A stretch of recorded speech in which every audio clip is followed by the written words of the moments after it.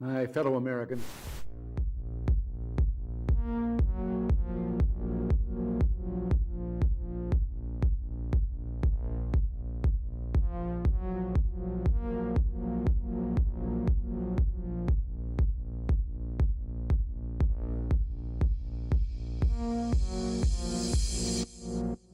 You might be wondering, why in the world is there a 30-minute countdown before the show starts? Well, we actually start live every day at 4 p.m. Eastern Time, so this whole 30-minute countdown is a chance for YouTube and Rumble to send out their alerts and notifications, so we encourage you to gather up and hang out with everyone in the chat room. So every day at 4 p.m. Eastern Time is when we do this show live. You can join us for the countdown if you like, or just set your clock and reminder that at 4 p.m. Eastern is when we go live. You can also make sure you subscribe and turn on that bell notification, so hopefully you will get a notification.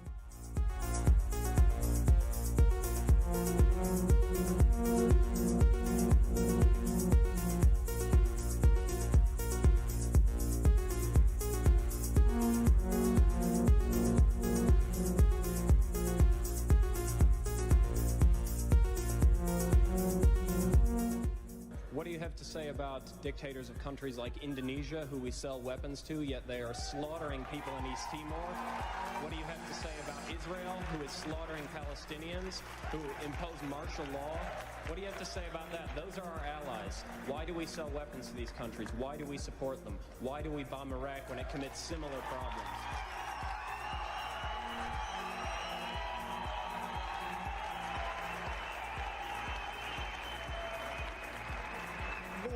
There are various examples of things that are not right in this world, and the United States is trying.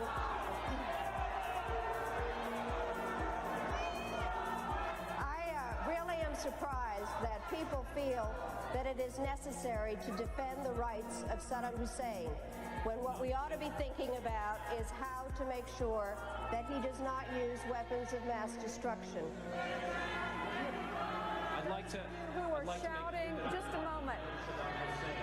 I'm not defending them in the least. What I am saying is that there needs to be consistent application of U.S. foreign policy. We cannot support people who are committing the same violations because they are political allies. That is not acceptable.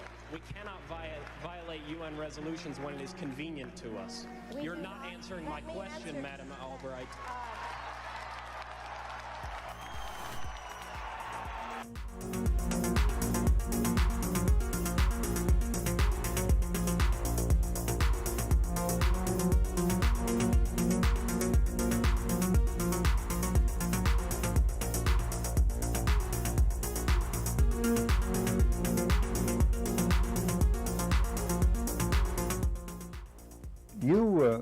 You briefed the press, did you not, when you were there? Well, I had several jobs. One of my jobs was that of analyst. I also was an interrogator and indeed briefed the press when we, the CIA, wanted to circulate disinformation on a particular issue. Disinformation is not necessarily a lie. It may be a half-truth. And we would pick out a journalist. I would go do the briefing and hope that he would put the information in print. What was your percentage of success? We were pretty successful in planning information of a rather rarefied nature. For instance, if we wanted to get across to the American public that the North Vietnamese were building up their force structure in South Vietnam, I would go to a journalist and advise him that in the past 6 months, X number of North Vietnamese forces had come down the Ho Chi Minh Trail system through southern Laos. Now, there is no way a journalist can check that information. That's data derived from radio intercepts, spy in the sky photography. So either he goes with the information or he doesn't, and ordinarily or usually the journalist would go with it because it looked like some kind of exclusive. Go after these gentlemen. I would be directed to cultivate them, to spend time with them at the Caravel Hotel or the Continental Hotel, to socialize with them, and slowly but surely to try to gain their confidence by dolloping out valid information which was true. And then I would drop into a conversation the data that we wanted to get across which might not be true. One piece of data, for instance, that we managed to plant in the New Yorker magazine had to do with a supposed North Vietnamese effort in 1973 to develop airfields along the border of South Vietnam.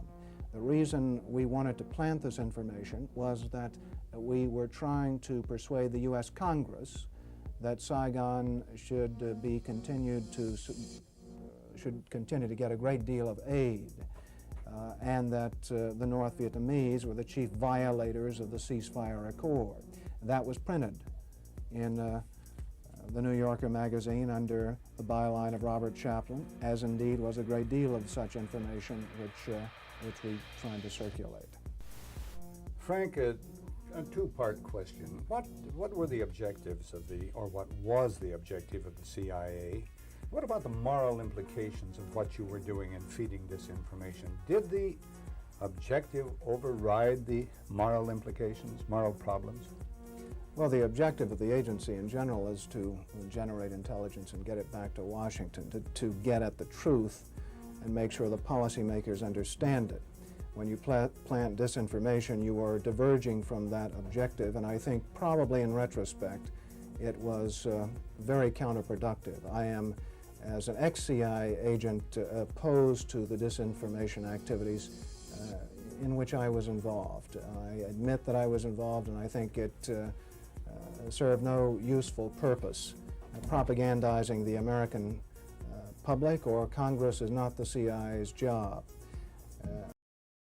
As to the morality of what the CIA was doing or that particular activity, the war was a very relative thing. It was a relativist environment, and morality seldom came into play when you were operating in the field. In my estimation, a CIA man should be amoral. That may sound pretty shocking to somebody, but what if my morality were that of a Nazi or agent, if you will? You wouldn't want me to be your intelligence officer. Keep the morals out of intelligence. Keep the truth in, and stay away from disinformation.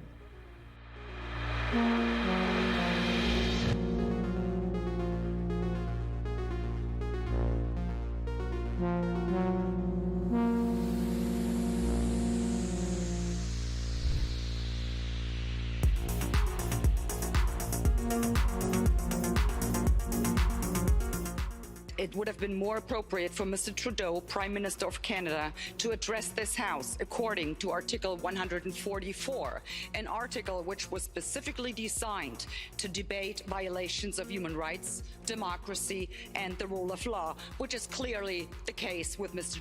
Trudeau. Then again, a Prime Minister who openly admires the Chinese basic dictatorship, who tramples on fundamental rights by persecuting and criminalizing his own citizens as terrorists just because they dared to stand up to his perverted concept of democracy, should not be allowed to speak in this House at all. Mr. Trudeau, you are a disgrace for any democracy. Please spare us your presence. Thank you.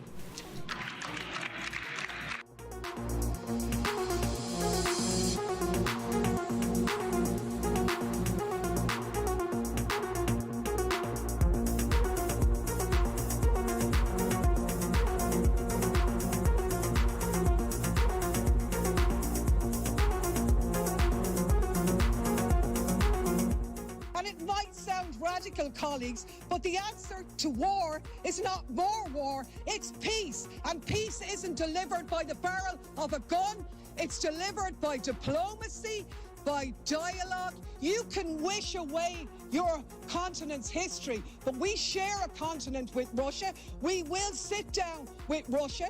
There will be a negotiated peace, and this organization should be promoting it earlier rather than delaying it and making sure that more Ukrainians die. Your feigning of sympathy rings hollow. It makes me sick, to be honest with you.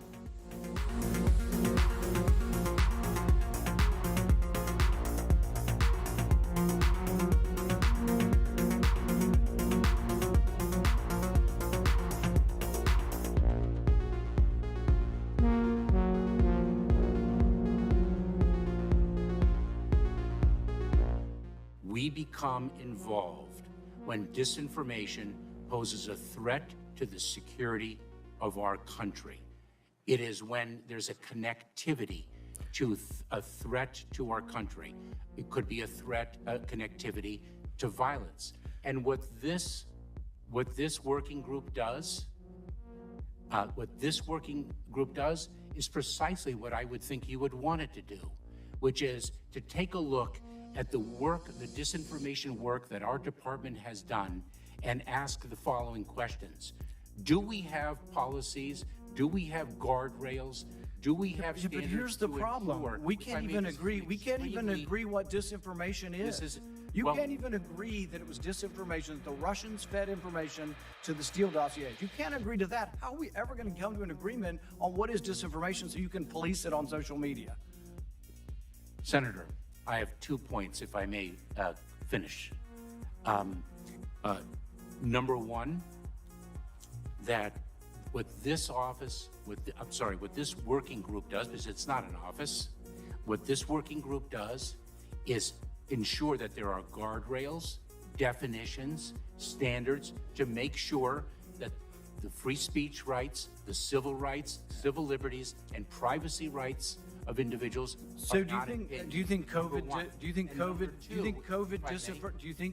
disinformation threatens our national security? And number two, if I may, Senator, and number two, is it your proposition that when the cartels spread disinformation with respect to our immigration policies to try to lure vulnerable migrants to our border illegally? I think you've got no idea what disinformation is, and I don't think the government's capable of it. Do you know who the greatest propagator of disinformation in the history of the world is?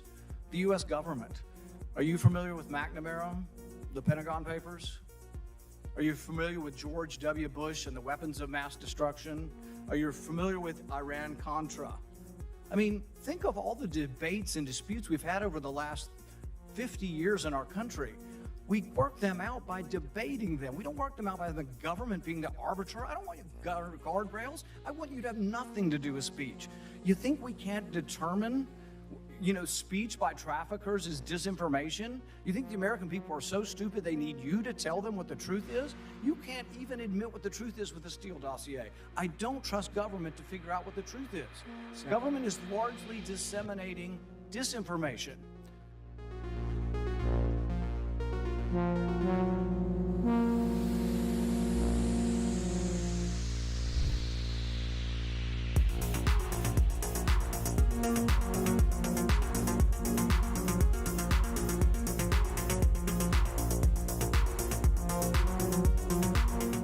Hey everyone, just as a reminder, our show starts at 4 p.m. Eastern Time, just a few minutes from now, but I should remind you that we have a daily newsletter. It's totally free. Natalie and I work very hard on it every morning over our cup of coffee, putting the stories together that we think are important that the mainstream media is going to ignore. All you need to do is go to our website. It's just redacted.inc. Put in your email address. We won't ever sell your email to anybody. And then you'll receive a welcome email. And all you need to do is verify that email, and 7 a.m. Eastern Time is when we send out our daily newsletter. And it's about 5 or 10 minutes in length that you can read it over your cup of coffee. And like I said, we cover 4 or 5 of the big stories of the day, plus a couple of things you might have missed while you were sleeping. We try to have some fun with it, add a little humor into it. And again, it's a great way to start off your morning. But it's also a great way for us to stay connected with you as well, because we've been banned and blocked on some of these platforms before, where we haven't been allowed to post anything, not even a community post. So the only way for us to stay connected with you is through our newsletter. We were able to send out a newsletter and say, hey everyone, we're blocked for the next week, and let you know what was actually going on with our show. Anyway, go to redacted.inc and sign up for the free newsletter, and it'll be posted first thing in the morning over your cup of coffee.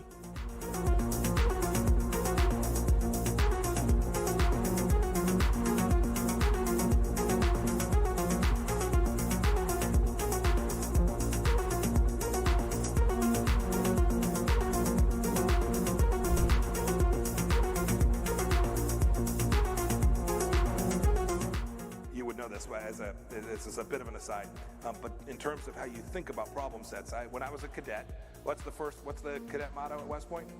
You will not lie, cheat, or steal, or tolerate those who do. I was the CI director. We lied, we cheated, we stole. It was like we had entire We had entire training courses.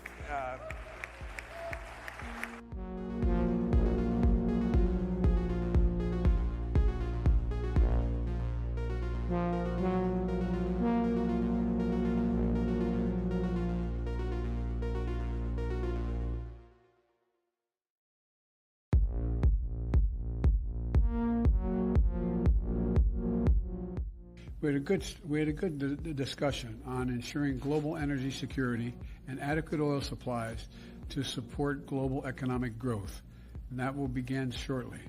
I'm doing all I can to increase the supply for the United States of America, which I expect to happen. The Saudis share that urgency, and based on our discussions today, I expect we'll see further steps in the coming weeks. Are you worried about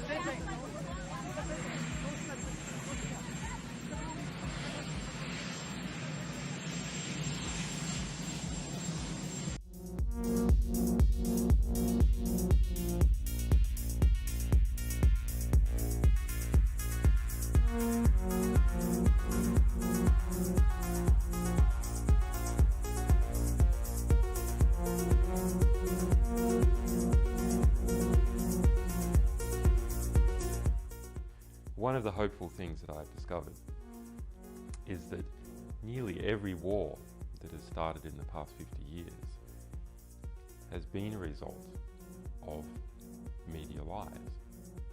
The media could have stopped it if they had searched deep enough. If they hadn't reprinted government propaganda, they could have stopped it. But what does that mean? Well, that means basically populations don't like wars. And populations have to be fooled into wars. Populations don't willingly and with open eyes go into a war. So if we have a good media environment, then we'll also have a peaceful environment.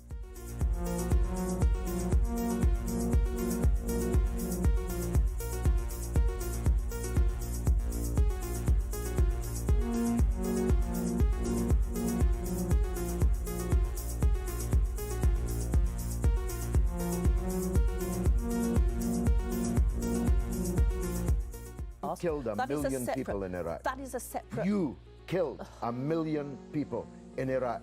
It's incredible that you have the brass neck to be sitting here now urging another Iraq war. George, after if what I you've was still already in done. Parliament, I...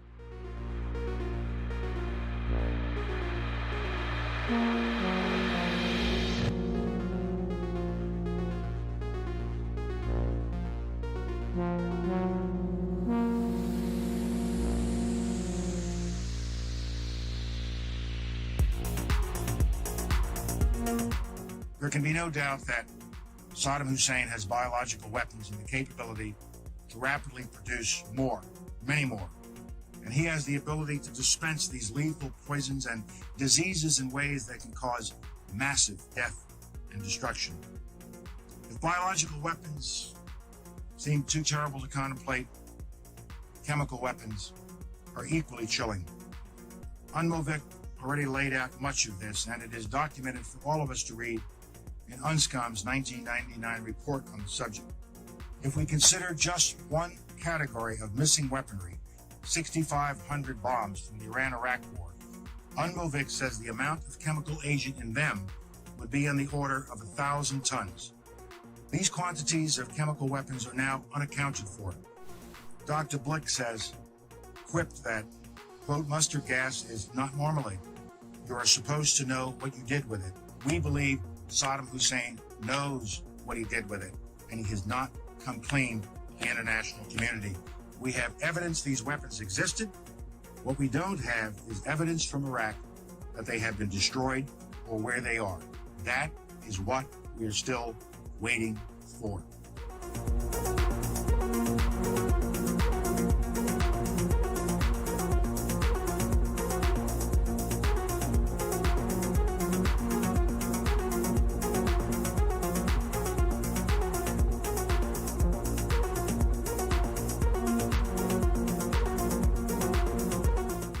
Okay, inspection worth doing, everybody's agreed it's worth doing, and it gets stopped. Yes, sir.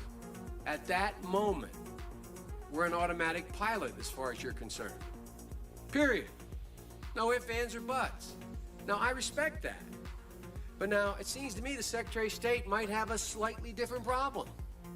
Secretary of State might be sitting there and saying, now look over there on that side. Now, I remember so-and-so and so-and-so and so-and-so, and the 12 people on this side, they're all the ones that said they didn't want to use force.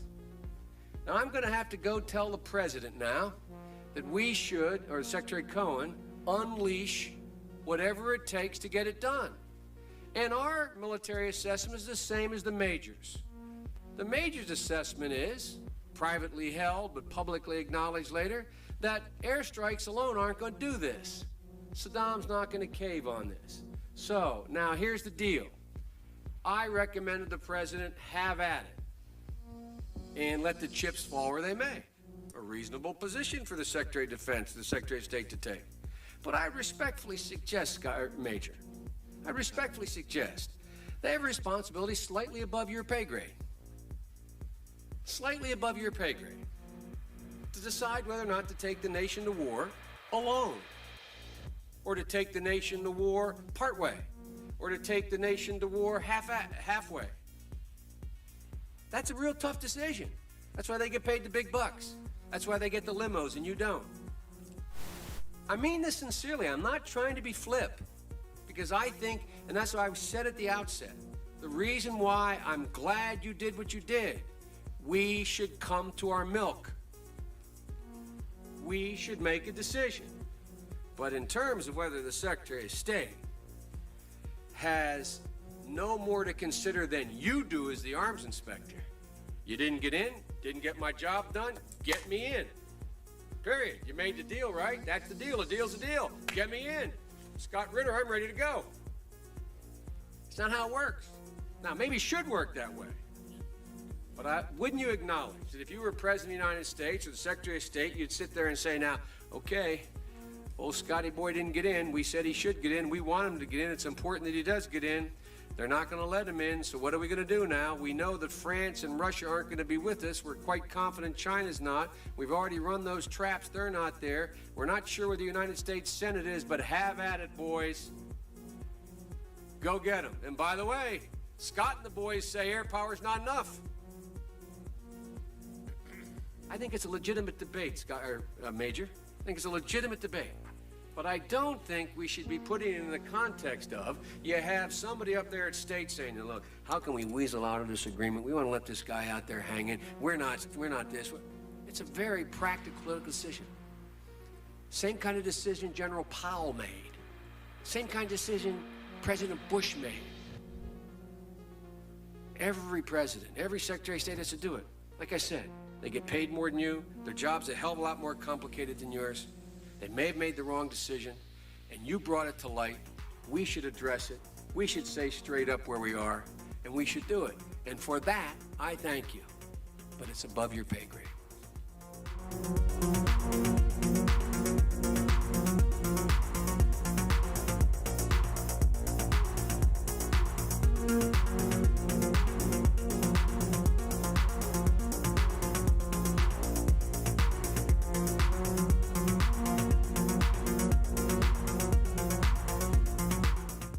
About 10 days after 9/11, I went through the Pentagon, and one of the generals called me and he said, sir, you got to come in and talk to me a sec. He says, we've made the decision we're going to war with Iraq. I said, we're going to war with Iraq? Why? He said, I don't know.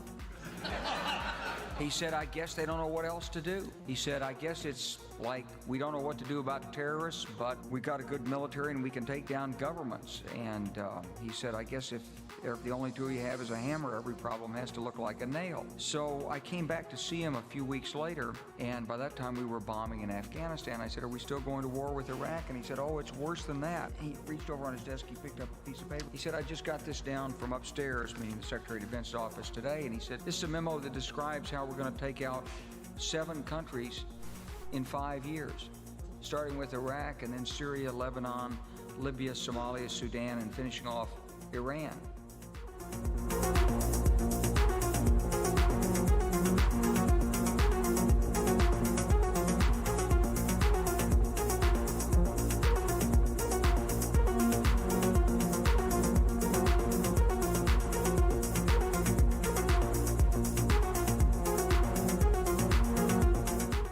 Hey everyone, Clayton here. The show is going to start at 4 p.m. Eastern Time. I should remind you that we have a VIP community. It's our Redacted Rebel VIP community. Now, this show is totally free, what you're watching right now, right? You can subscribe here on YouTube and Rumble, totally free. But if you'd like to support independent journalism, we are run by you. Without you guys, we wouldn't be able to do this show. We wouldn't be able to hire the team that we have. We wouldn't be able to afford the servers that we have. We wouldn't be able to afford the reporters that we have, the team that we have. So you can support us by going to redacted.inc, and on the right side of your screen, you'll see a VIP community button. Just click that, and for the price of a cup of coffee once a month, you can support us. We put out exclusive content, early interviews that no one else will see, live streams just for our VIP Rebel community. So again, it's totally free to watch this show. But if you do want to support independent journalism, we would really appreciate it. Come on over to redacted.inc, click on that community button, and decide if you want to sign up or not. It's totally up to you. We thank you. And meanwhile, the show will start in just a few moments at 4 p.m. Eastern Time.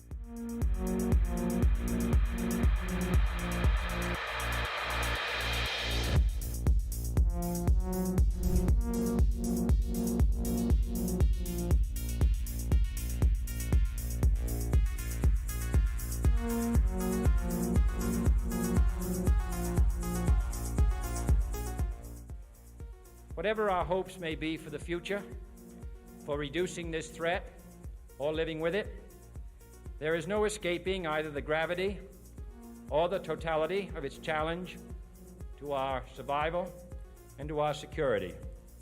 A challenge that confronts us in unaccustomed ways in every sphere of human activity.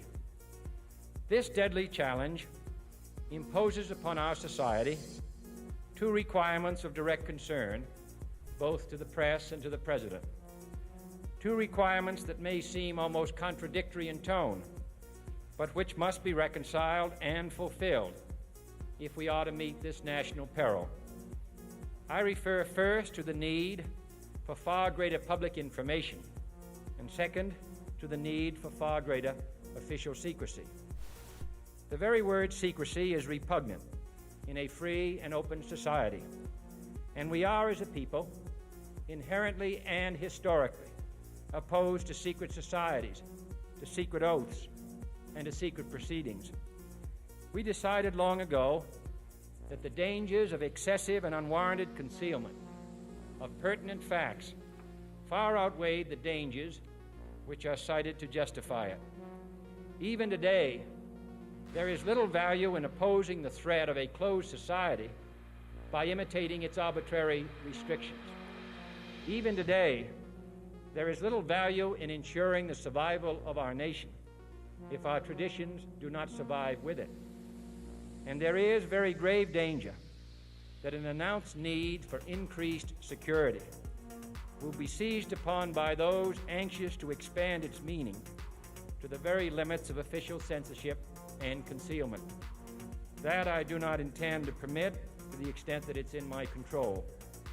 And no official of my administration, whether his rank is high or low, civilian or military, should interpret my words here tonight as an excuse to censor the news, to stifle dissent, to cover up our mistakes, or to withhold from the press and the public the facts they deserve to know.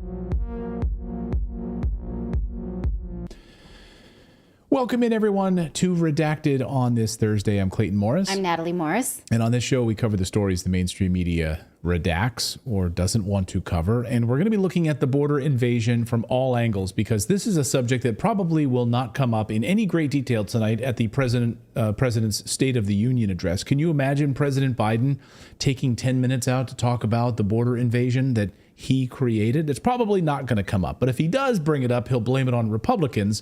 But we have two special guests on the show, two excellent journalists who are really going to connect the dots on how this has all been an orchestrated Biden invasion created by the Department of Homeland Security and the Biden administration to bring hundreds of thousands of illegal aliens into the United States. You don't want to miss this. We're going to bring that up in just a minute. Plus, new rules on X state that you will get shadow banned if you misgender somebody. We're going to take a look at those and wonder, is this the Twitter of yore, or do we have to be more careful? Yeah, come on, Elon. Like, what? Really? Like, we're not using the proper pronouns? Remember when Elon Musk made his famous tweet that said, my pronouns are prosecute Fauci or something? Yes, it was that. So wouldn't he, under his own rules, be shadow banned? Come on, Elon, get it together. What's going on over there at X? But we are streaming live on X right now, so we do appreciate it. However, we will hold them to account if they give us garbage about crap like this. Also, we're going to look at the Chinese spies in Canada. Why are biolabs in Canada having Chinese spies working at them? And why is the Trudeau government covering it up? This is what the opposition would like answers on. Why did Justin Trudeau call a snap election? It seems in order to cover up Chinese spies working at Canadian biolabs. You cannot make this up. All of that and more as Redacted starts right now.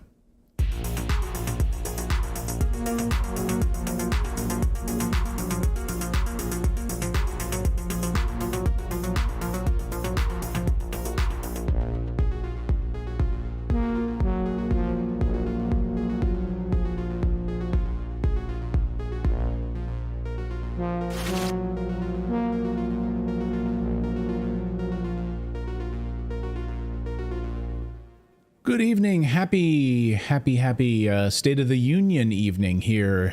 Nice to see all of you on this Thursday. Do you think the president will survive this crazy speech tonight? I mean, politically, or just like stay awake? Stay awake, be able to speak. I mean, this is going to be the president's final State of the Union address. So get ready, and this will be one for the record books. I was wondering, like, will they shoot him up with some kind of hormone, or what is it that you steroids? Adderall. They give him a bunch of stuff, don't they? I don't know, but I want to know who the mystery guest is going to be, because if Zelenska and Navalny both snubbed him, I wonder if there's any Ukrainian or people that fought Ukraine or fought Russia in World War II in Canada he can get to show up. Maybe do we have any Nazis? The Canadian Nazi. Maybe what's he doing up there? That would be a good one. Yeah, right? Bring him. Any Nazis available? Like, have the Biden administration invite him to the White House or invite him to the State of the Union address. Now, Representative Tom Massey has said he will bring the brother of Julian Assange, persecuted journalist Julian Assange. So will other journalists in the mainstream media actually pan to him, explain to the audience who he is, acknowledge that our profession is in danger and all of our liberties are in danger as well? No. Or will they ignore that guy and just think he's a regular bloke? No, I mean, if you've seen MSNBC, you've seen CNN over the past 24 hours. I mean, you had Joe Scarborough on Morning Joe, a show that nobody watches, but he was going full state media, basically saying Joe Biden is as smart as he's ever seen him. He's the best ever, he said. He said the best ever, most mentally agile we've ever seen him. I'm like, are you out of your mind? Literally, you're saying this? They must be on the dole, being paid by the Biden administration, or they've got some deep blackmail on these Or maybe guys. he has also lost his marbles, and that sounds pretty good to him, the way that Biden speaks. Christmas bonus. Yeah, if on the air you mention that Biden is the smartest guy in the world, you get a Christmas bonus.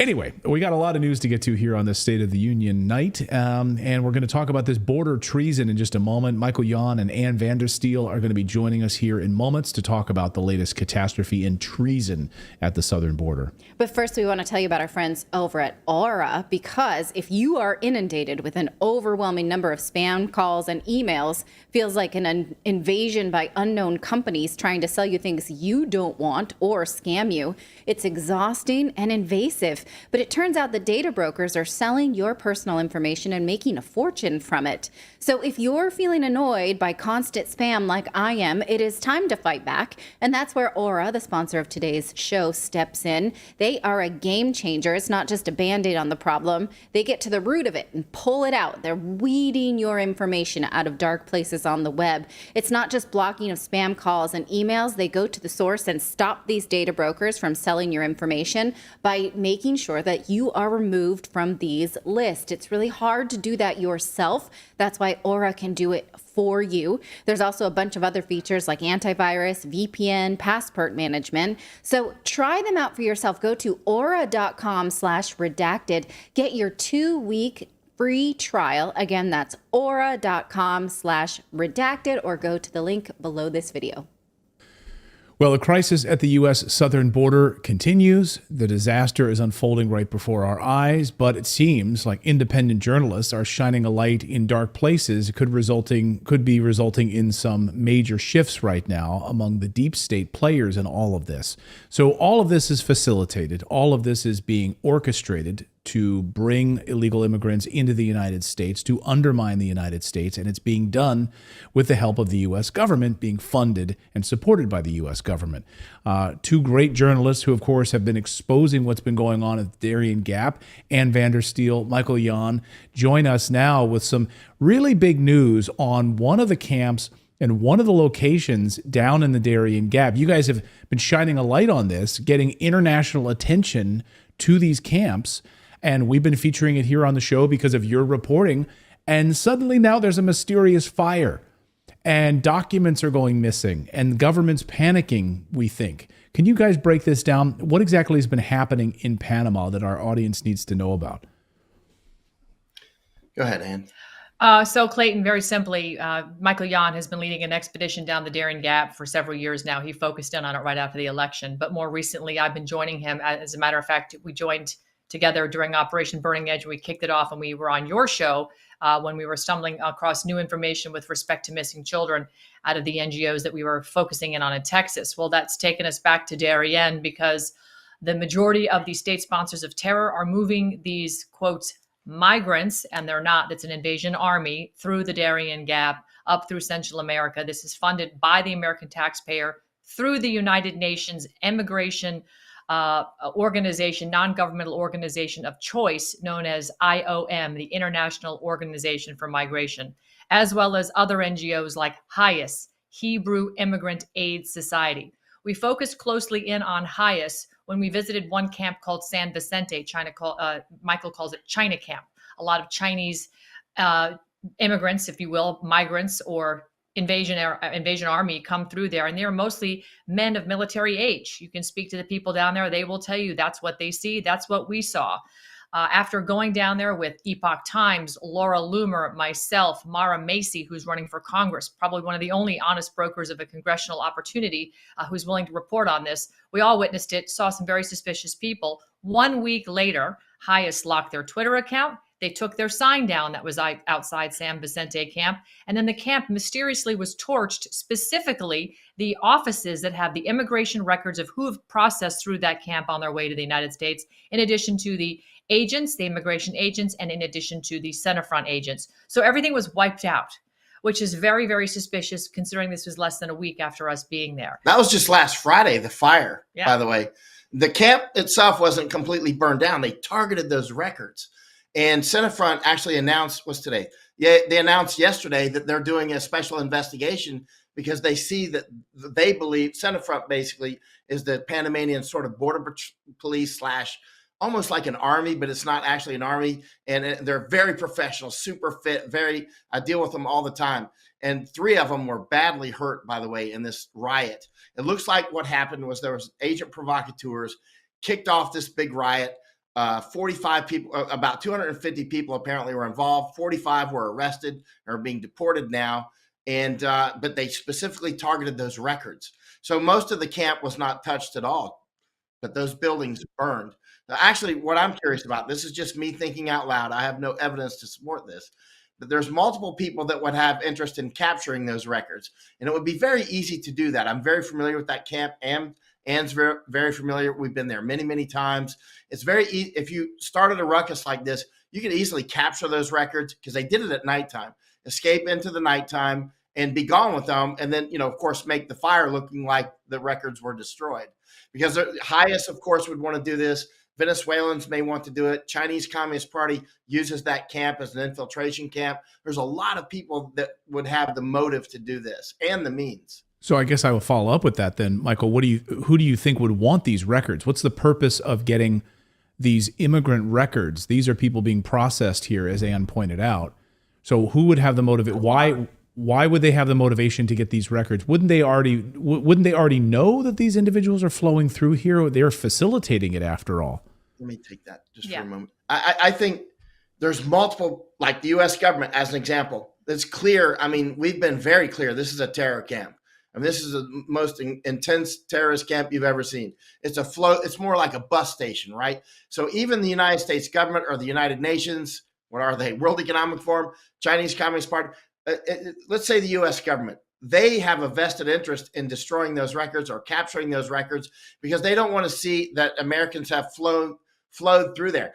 Secretary of Homeland Security, Mayorkas, was at that camp on April 18th, 2022. I was physically present. I waited for 4 days, and he landed in 4 Blackhawks, and he was in the camp bringing $18 million more to the camp that time to expand it. So he's physically been there. They published their own photos from their public affairs, the Department of Homeland Security.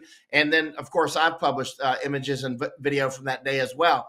So that's one motivated partner, the United States, getting rid of the records so that, when they start shooting up synagogues and golf courses down here in Florida, that people aren't saying, hey, others would, of course, be the Chinese Communist Party. So the idea is we want to cover our path. We want to cover our path here. We want to. These terrorists are in the United States. The tens of thousands of terrorists that are in the United States now, and we taxpayers have been paying for it. So we want to destroy the paper trail. Is that the case, Ann? Absolutely. And let's be really clear. When Michael and I were in a car last week driving in towards Tennessee, we received a phone call from somebody inside the military who is a flight surgeon who understands and explains very clearly that the immigrants, I'm going to use air quotes because they're not immigrants, okay? These invaders coming across our border are separated. The military is setting up what's called MEPS stations along the border at border checkpoints, border security, where Customs and Border Protection have already temporary facilities for processing. One immigrant, invader will be sent in one direction and another will be sent towards a MEPS facility for the military. Why are they doing this? They're already selecting immigrants, migrants, invaders to be processed for a pathway to citizenship inside our military, not too dissimilar to what they're doing in California and Chicago and other cities where they're saying, hey, join us on law enforcement and we'll give you a pathway to citizenship, a gun, a badge, a job, and a card so that you can legally earn money. Now you have invaders, an army with guns, just like President Obama wanted to have. He wanted to have his own private army. They are importing it. The United Nations is collaborating. Again, we are the biggest funders of the UN through their NGO partners and importing these people from state sponsors of terror. And then you have a camp, which is a known camp where multiple Chinese of military-aged men are being processed, mysteriously have a fire. Now you have to also factor in that these illegal invaders are also getting debit cards for $2,200 a month from, again, the U.S. taxpayer. That being said, we know we're going into another banking collapse. It's going to be another cascading event of regional bank failures because the Fed is cutting off the spigot on Monday, the 11th. When that happens, you have to ask yourself, how much longer will these invaders be allowed to have their EBT cards refilled every month? When you're cut off from your bank and we're cut off from our bank, what do you think is going to happen to the illegals when they're cut off from their funds and you can't put food on the table? This is the table that is being set for a full-blown civil war in this country that is going to get very, very bloody. And again, it's all being funded by the taxpayer who is blindly walking themselves to the gallows by allowing the federal government to fund the United Nations. I just spoke with J.J. Carroll, a former Customs and Border Protection agent for 24 years. Supervisor. and said that you would get he's a serious person. Serious, great guy. Yeah, amazing. And he said, that he used to get within a year 5 special interest individuals. These are people who are on an FBI list. And out of the hundreds that they would arrest hundreds on a daily basis and send them back. 5 a year.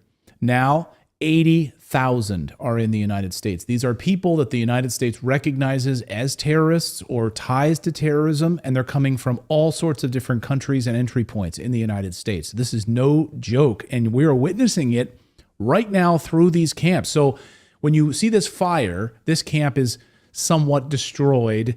This highest camp, China camp, as you call it, Michael, that's not the end of it, right?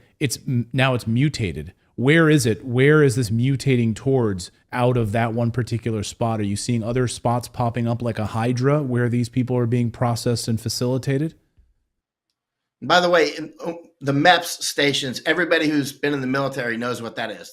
That's your military in processing, right? Where they go and do the physicals and take your oath and that sort of thing.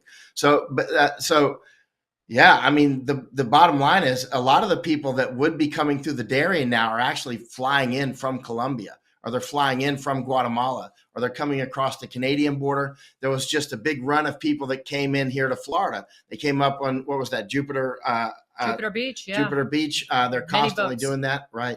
But they're also expanding their existing camps, like we witnessed down in the Darien, Baja Chiquito. They're expanding Baja Chiquito camp, Lajas Blancas. They're putting in water treatment facilities, which is really ironic because so many children were really sick that day we were there. Why? Because they had a pipe running down into the river where they were intaking water they were supposedly treating, but that pipe was also running right next to a waste pipe. So they were pumping waste into the river and they were sucking it right back up and supposedly processing it, and children were getting serious dysentery. So, I mean, you see these NGOs with their signs and their booths all throughout these camps next to the American flags plastered right next to them, but you never see people in the booths themselves. So they get the billions of dollars to put up a sign saying, we're here, Doctors Without Morals, we're here, Red Cross, we're here, United Nations, but there's nobody there. The lights are on and nobody's home. It is disgusting the way they treat these people. It is anything but humanitarian at all. What are you hearing from the CBP? What are you hearing from the folks that work for the federal government that are trying to stop this? I mean, these are great people. These are hardworking people. What I'm hearing on my side is their hands are tied. I mean, they're literally having to release these individuals, and they're not being arrested. They arrest them, they turn around and release them right back into the system right now, into the United States, terrorists into the United States. Border Patrol needs to, there's a lot of patriots in Border Patrol. But there's a lot of them. We're down on the border a lot. I've been all the way from Baja Chiquito to San Diego. I've been across the entire border. A lot of that on the Mexican side and on the entire U.S. side. And I see Border Patrol people, very serious patriots, and others are constantly, I'm just doing my job, sir. Like, where have we heard that from? They actually use those words constantly. I'm just doing my job. I'm doing my job. I got to get my pension. The bottom line is it's treason if you're helping to load those buses. Bottom line, you have to make a choice.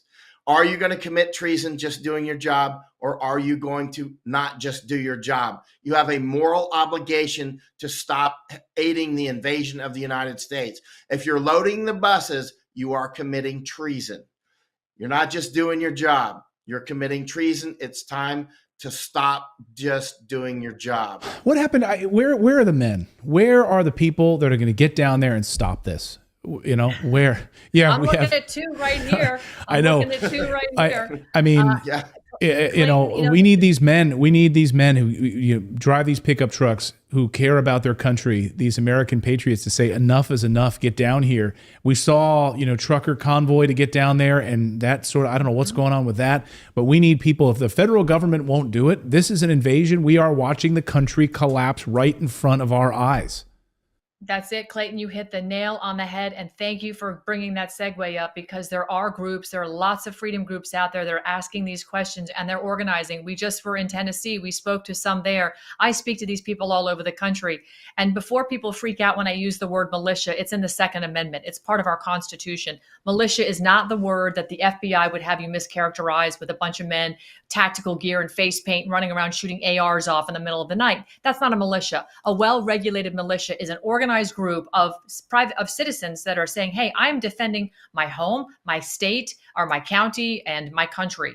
And right now we need to call on the militia and get the militia organized. And there's organizations out there like tacticalcivics.com that are constitutionally Christian-based groups that have over 1,600 counties covered in our country already. They need another 1,500, and we're off to the races. We have every county covered in this country where people are going to be trained on what it means to defend your homestead, defend your city, your county, etc.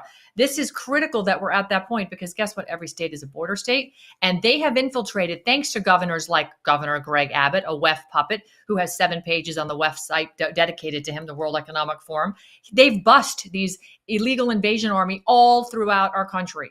And by doing the bidding of the World Economic Forum and bringing this army inside everywhere, and the Customs and Border Protection agents stopping cars along the border and asking if you're a citizen, but not stopping trucks and looking inside the trucks to see if they're carrying nuclear, biological, chemical weapons or other weapons cache or uniforms to the Chinese army, that General Flynn has said we have at least 7 divisions of military-age Chinese in this country right now. Without doing the work that we need to be doing, we are just allowing ourselves to be lambs to the slaughter. But the people have to recognize that cavalry isn't coming. We have a woke military leadership. The Customs and Border Protection agents are just doing their job. They're following unlawful orders. We, the people, have to stand up and go, guess what? Our government is not of, by, and for us, Clayton. We need to stand up. It's not about shooting our government. It's about defending our country and our family and our God-given rights. And people need to recognize that, and they need to act accordingly. It's called civic duty. Hallelujah. Michael, anything to add to that? I mean, I'm sure you're talking to a lot of patriots that are just fed up. And do they feel like a one-man army sometimes? There's millions of us. There's millions of us. And, the only cult that people never see is the cult that they're in, right? There's a cult. There's a just doing your job cult almost. It's sort of a meta cult. I mean, it's not really a cult. It's just a tendency, let's say. People they're basically gears in a clock, and they don't even know what time it is. They're just doing their job. Their job is to be a gear and turn to the right or whatever. And so they're invading their own country. And people need to stand up and start resisting. There's ways that everybody can resist. Think it up and do it. Execute, yeah, and hopefully we right? can all come together in this. We on a Tuesday night show, we highlighted how there's a long history of the United States Army at the U.S. southern border, going back to Andrew Jackson, and calling for this. And the left, the liberals, made fun of Donald Trump for him saying that this was his favorite president. And yeah, we had a long history of American troops at the U.S. southern border up until World War II, until we had to go fight Nazis. And so we need to do this again. We need to get people organized and get down there to the southern border. The United States government's not doing it. The Biden administration's not doing it. And our country is being overrun. I'll get you out of here on this, guys. We talk about CBP all the time. We talk about what's happening at that moment or down in the Darien Gap. But there's not been a lot of discussions about ICE. And there's not been a lot of discussions about, now that they're in the United States, what is that group doing to go out and make these arrests? Because as J.J. Carroll points out, you were arresting people at the border, turning them around. So they were getting almost to a 0 per day influx where they were arresting them at the border and sending them back. And then ICE, under Donald Trump, was also making thousands of arrests on a regular basis. So we were actually creating a negative flow with all of the arrests that ICE was able to do. What's going on with that right now? 0. I don't see anything going on. We're being invaded everywhere we look. We're not even defending ourselves. ICE, under the direction of Tom Homan, when Tom Homan steps back into that role under President Trump, God willing that we can get him back in the office, has promised me personally, and I know he said it publicly, but personally in conversations, that he will deport every single last one of these illegal invaders in the country. And it's going to take a yeoman's effort. It's going to be federal, it's going to be state, it's going to be county, and it's going to be people. We're going to be working together, and then we will have to have sheriffs who will deputize people in the county to help round these people up. Look, they know where they are. They have the ATM cards where they're sending them money. They can track their cell phones. And it's going to take people just saying, hey, I know there's a busload of migrants living in this apartment complex, and they're collecting their $2,200 a month, each one of them, while they're living for free, 3 hots and a cot, getting health and medical and education. We know where they are. People can start to ask their county commissioners, hey, do we have any illegal migrants living in this country right now?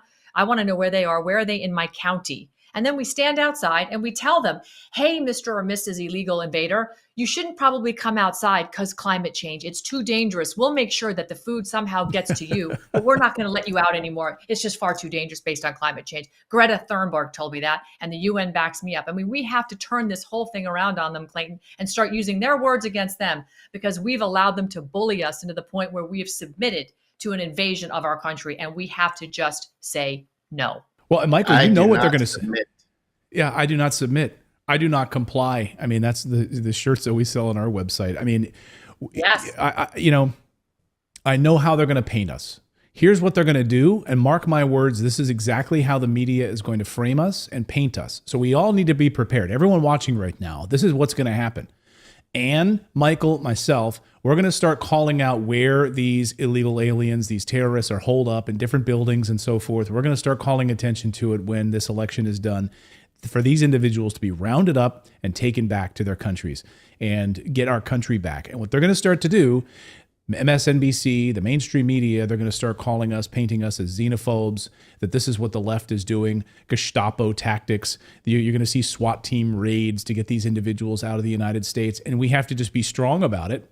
And we have to say, no, we're not going to stand for that. You're not going to label us that. We're taking our country back. And you can call us every name in the book. You can say that, Trump is like a Gestapo army now going out rounding up all of these illegals. And we have to be strong, and we have to remember that this is going to be the strategy they're going to use. I mark my words. I can already see Rachel Maddow's show doing this, But their accusations no longer work. We took their magic wand and calling us racist and anti-Semites and everything under the sun.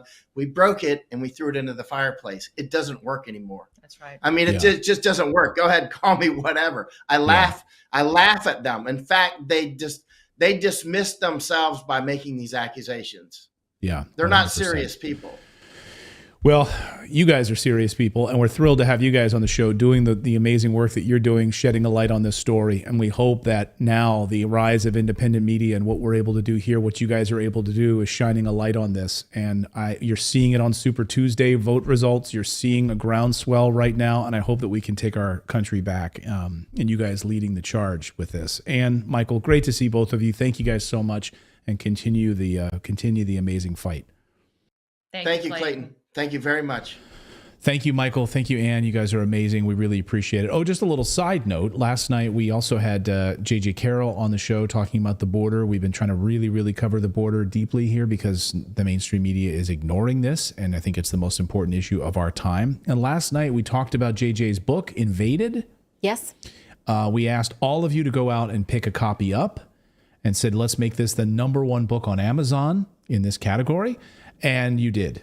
And the Redacted Effect. In 3 categories, I believe. JJ texted me. He said, I cannot believe it. He said, the book is now #1 in 3 categories on Amazon. That's the Redacted Effect. So go out. If you haven't picked up his book, Invaded, I would encourage you to go do it. And let's just keep the iron in the fire right now and let these globalists know that, we don't stand for it. We're on to them. Hey, so I just want to give kudos to our fellow readers, because readers are leaders. I love it. Thank you for buying the book. Now read it, review it. That helps the algorithm. Do it. Yeah. Give a nice review to the book after you read it. Like drop like a, multiple star review, I've done it. And so anyway, it's just so important. So I just want to say thank you. And it's just so important. It's not about JJ. It's really about the book. And it's about making sure that people are aware of what's happening at our border. So thank you. Thank you. Thank you. All right. We've got more news to get to here on your Wednesday. We're going to look at the Chinese spies in Canada at the biolabs. We're also going to look at why is X changing its rules? Why is Elon Musk's X changing its rules to ban misgendering? Like if you misuse a pronoun, really? You're going to be shadow banned on X? Come on, what's going on here? We're going to talk about that. But first, do you find yourself with a bunch of extra cash that's currently sitting idle? I mean, I talk to investors all the time on a regular basis. That's kind of what I do. I love talking to investors who are, being smart with their money, and they're like sitting on a lot of cash right now. Why? Because we don't know what's going on in this crazy economy. Bank of America just issuing a crazy alert about the US dollar. So if you do have money sitting there waiting to deploy and you're deciding whether or not to invest it in gold or silver or ETFs or bonds or something else, you could be making 8.1% APY right now if you use our friends over at Moomoo. If you open a brand new account with our trading app partner friends over at Moomoo, go to redacted.inc/Moomoo. They're offering a 5.1 APY account. That's normal. But right now, for a limited time, they're also throwing an additional 3% APY for your uninvested cash. So if you're, instead of like a savings account, you could just be parking it there, earning 8.1%. That's 17 times the national average for a savings account interest rate. Again, you're not even having to invest it in anything. Just park it there, and you get 8.1%. So I love Moomoo. It stands out as a fantastic trading app with zero commissions, no platform fees for stocks, options, ETFs. It's packed with powerful market analysis features, absolutely free. For example, it's U.S. stock market earnings season, financial data, analyst ratings, all of that inside the app for free. So go there right now, redacted.inc/Moomoo, and also you're going to get 15 free stocks when you open your account. 15 free stocks when you open your account. Redacted.inc/Moomoo. Well, new rules on X warn you that you can get shadow banned for misgendering somebody. That means if somebody says they're transgender, you can't use their biological sex. You must use their pronouns or else. Now, here's the official policy as it's written on X, saying we reduce the visibility of posts that purposely use different pronouns to address someone other than what that person uses themselves, or use a previous name than someone no longer goes by as part of their transition. Given the complexity of determining whether such a violation has occurred, we must always hear from the target to determine if a violation has occurred. Now that's kind of confusing because they're using the word purposeful, and they're going to then try and figure out, was this mean-spirited or was it not? Was it intentional or was it not? That means that you can get downranked. Now, what's unclear is then, will you otherwise get downranked or just that tweet? Now, Reclaim the Net points out that this purposeful word is problematic because how do you know someone's intention? Right, and you're going to put a whole team, mean? And you're going to have a whole team of people now working at X, like making a determination. This is a slippery slope, right? You're going to have a team of like misgendering experts on your team and your staff that's going to like, was this purposeful? That this person really specifically called Caitlyn Jenner, you know, by their biological sex rather than what they want to be? Yes, it's confusing. And another question, though, is does it matter what influence you have? Now, this is the official policy, but just today, a post went viral that was a misgendering post. I'm going to show it to you. And I'm just wondering, was this allowed because it was J.K. Rowling? Or is it that Elon Musk is actually not willing to enforce this, as he has sort of indicated before that it is a measure of free speech? So this is a person who said that they called the police on J.K. Rowling for misgendering them on X. Watch. J.K. Rowling has definitely committed a crime. I'm legally a woman. She knows I'm a woman, and she calls me a man. It's a protected characteristic, and that is a breach of both the Equalities Act and the Gender Recognition Act. She's tweeted that out to 14 million followers. If you check out the accounts that have been responding to me on the back of that, her trigger, it's absolutely disgusting, putrid, some of the worst abuse I've ever seen on social media. And I know I'm at the centre of it, and I might be a little bit biased. Well, what are you going to do about this? What am I going to do about it? Well, I've been to the police and I've reported it as an issue. I contacted Northumbria Constabulary yesterday.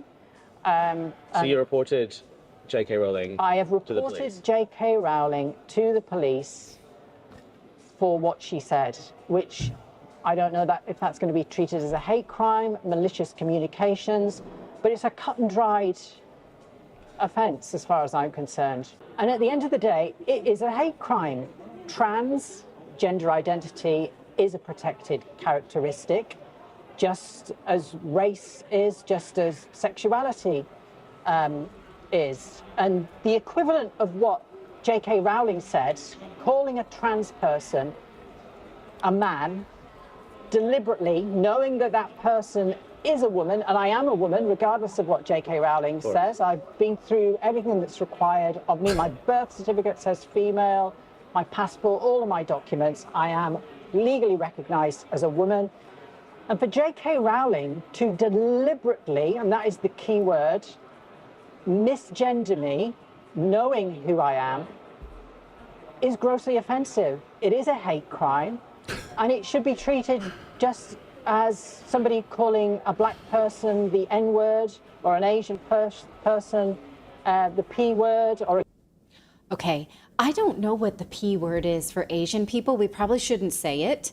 And Probably not. I don't encourage... I think I know what they're talking about. Okay, don't write it in our chat, because no. you'll get our show dowranked, please. If you know it, maybe you can private message me, but I don't want our show to like be writing all these offensive things about Asian people. I don't know it. I did not. First of all, let me just point out that this segment is already going to be shadow banned by YouTube. Yes, already. All of our trans pieces. Yeah, tend any to piece not we do well. on gender, YouTube always downranks it and hides it anyway. So we're already up against that anyway. So let me just unpack a couple of things she said there. Let me just untuck a couple of the things that she talked about there. So she says, I've been through everything that is required of me to become a woman. Right, Everything. it's a checklist, basically. I went through the government offices. I filled out all of the paperwork. I legally went through everything. And now I'm on all the hormones. I had all the surgery. Unfortunately, though, I see your uterus? Well, I don't think she's got a uterus. And when her bones, if they were dug up in 50 years from their grave, the DNA would be recognized as male. As male, right? So yes. So that's not something that they can change. So how is it a hate crime? He is a man. It's not a hate crime. In fact, the court in the UK ruled for Myra Forstater, who was fired for saying that biology is real. You are allowed to say that. That is a protected belief. I mean, it's a fact, but we are allowed to say we believe it as fact as well. Are we allowed to believe facts in 2024? Right. And so who knows what the police will do? Arresting J.K. Rowling for misgendering this person that has been shown to be a protected belief will cause a firestorm. I would love to see them try. She also had said that. I mean, I don't want anything bad to happen to J.K. Rowling at all. But she has said, bring it on. Let's see what the court said. Now, in response to this, she misgendered this person. J.K. Rowling pointed out that this person has called other trans people men before because they're gatekeeping, right? Someone who said something that this person didn't like said, well, you're just a man anyway. She posted screenshots of this. And further, J.K. Rowling says this: surprisingly, for such an eminent legal authority, he, meaning that person, appears to have forgotten about the Forstater ruling, saying that this is a protected belief. As I'm aware, it's an offense to lie to law enforcement. I'll simply have to explain that to the police. In my view, India is a classic example of the male narcissist who lives in a state of perpetual rage that he can't compel women to take him at his own valuation. Now, let's revisit those Twitter rules. Clearly, this is deliberate misgendering, right? And J.K. Rowling's getting away with it. So does that mean the rest of us can? Or are these certain rules for J.K. Rowling? I'm just putting that out there for your opinion. Yeah, go ahead, David. Well, I was just going to say, I don't know if you know. So if I have my problem, this is not a defense of Elon, because I have my problems. Like, he's banned Kit Clarenberg, who's one of the best journalists. Ever since he went to Auschwitz, he's been pretty harsh on pro-Palestine. But he did say that was only for Brazil. They had to put that in place because Brazil was demanding something. And when Tim Pool said he was going to pull all of his ad dollars, which was about a $200,000 ad spend, because they were bringing this policy back, Elon said, I'm looking into it. And he also told libs of TikTok it would not affect them. So, okay. So we're seeing that this rule exists, but it is not being enforced for J.K. Rowling, and so perhaps for the rest of us. Well, and also, okay, that's good. And then, Elon has said, right, he publicly said that he would handle this, he would handle and respect the laws of each country. And if something rises to the level of breaking the law, that's when X would take action on a particular post. So that's why I find this really bizarre that this is like some sort of a new policy for them, because it's not breaking the law. And like now they're going to start gatekeeping and start stepping in the way that the old Twitter used to, downranking and shadow banning. It doesn't make any sense to me. Right. But, you know, a lot of things don't make sense when it comes to J.K. Rowling. For instance, the Wall Street Journal recently posted this article called "Can Warner Brothers Uncancel J.K. Rowling?" And I found this to be a disingenuous piece. The gist of it was that Harry Potter products are still as hot as ever, and that she is still just as in charge of them as ever, despite her transphobia, which we've talked about many times. She's not transphobic. I think it's more honest to call it the unsuccessful attempts at canceling. She was never canceled. She's just almost too big. So does she have her own set of rules that can then pave the way for the rest of us to have free speech, is the question I'd like to point out there to you. Now, many are worried that the very act of calling someone by the biology that they are should be protected speech, and that, again, this may be a return to the days of yore if Twitter decides to enforce this globally. Now, this week we saw the publication of the WPATH files. We've talked about it a little, and we're going to talk about it a lot in the upcoming weeks because it's over 200 pages. I haven't read it all the way through yet. They were published by journalist Michael Schellenberger in a report called the WPATH files. Now, what it shows us is that doctors know that when they are prescribing testosterone to girls, it is associated with liver cancer. They are seeing it like, oh, I affirmed this person's gender identity. Oops, they have cancer because I put them on this drug for it. Prescribing estrogen to boys is associated with blood clots, heart attack, and stroke. So again, we're using this gender affirming someone's pronoun, affirming someone's ideology, and it's dangerous. What they're saying is that this is hidden from us, so the people who agree to go on these hormones can't have informed consent because they're not told the true story. The report says that because, again, these harms are suppressed, these patients just don't know. Here's Michael Schellenberger talking about it. Last year, the mother of a transgender reality TV star, Jazz Jennings, triggered a controversy after she described waking Jazz up in the middle of the night to address medical complications from genital surgery. I have woken Jazz out of a dead sleep and taken the dilator and put the lubrication on it and said, "Here, you take this and you put it in your vagina. If not, I will." But Jazz is bad, even when I'm home once a day. I would be so mad if she goes away to college and that thing seals up. I will wring her neck.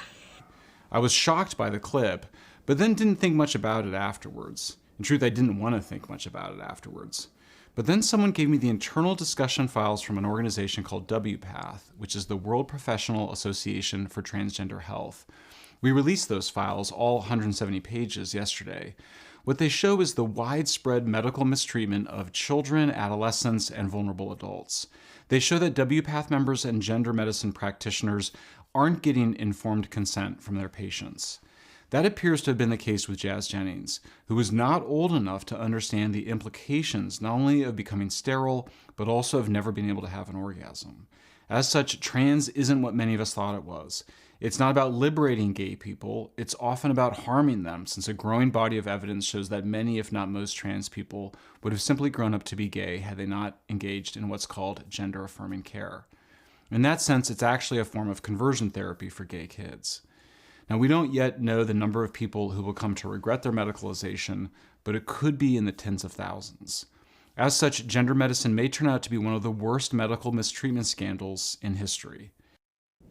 Now, what they're talking about is Jazz Jennings had their penis removed and a neo-vagina put into place, and the human body sees that as a wound, so kept trying to close it as a closed wound. And the mom said, you have to go in there with lubrication and stretch out that vagina regularly or it will seal shut.